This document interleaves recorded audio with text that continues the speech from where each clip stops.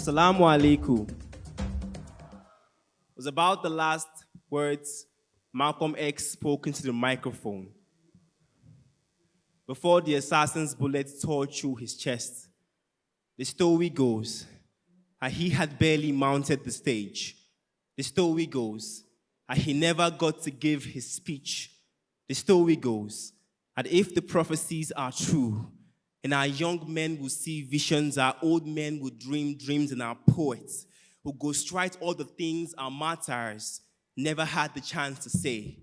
So here, the unfinished speech of Malcolm X. All men will stand before Allah one day and give account of their lives. Humanity in one endless procession marching towards the big holy throne. I believe Allah will judge the black people first. Haven't we always been like ribbons, cut short at the unveiling, rams slaughtered in place of Ismail? White history has taught us that being black is already a rehearsal for Judgment Day, because our lives have always been on the line. More of our people have been hung from trees like your Jesus, beheaded like Yahya, thrown to the ocean like Yunus, thrown to the fire like Ibrahim. How many more surahs do you need as proof that we too have died according to the word of God? 400 years in Babylon. We still have prisons for brain cells. Black consciousness is still serving time in here. They have made the marathon of our existence, chased us until escape became a dance move. And even today, black man still does the running man. If only he knew that there is no finish line to this black race.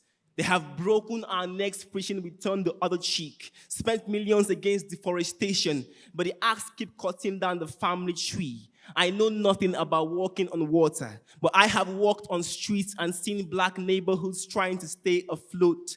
I too have gazed at the crescent moon and wondered what happened to the vanishing half. Black democracy has Africa on her knees, begging for loans from the same countries that stole her wealth. But I know this, there is no American version to a black hate crime. No Nigerian way to bleed from a police baton. A speeding bullet travels just as fast regardless of who is standing behind the gun. A politician's broken promise does as much damage in the West African community as the slums of Harlem when we fall asleep.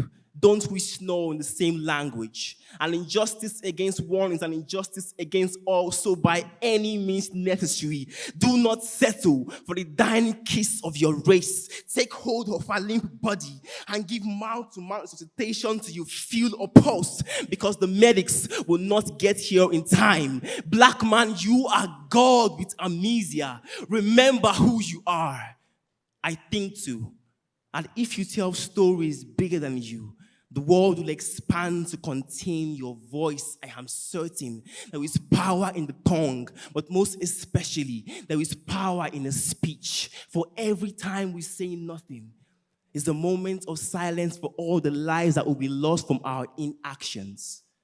Write books, stage protest, make art, make poetry, and when you perform them, do it like there is a gunman in the audience waiting to take your life when you are done.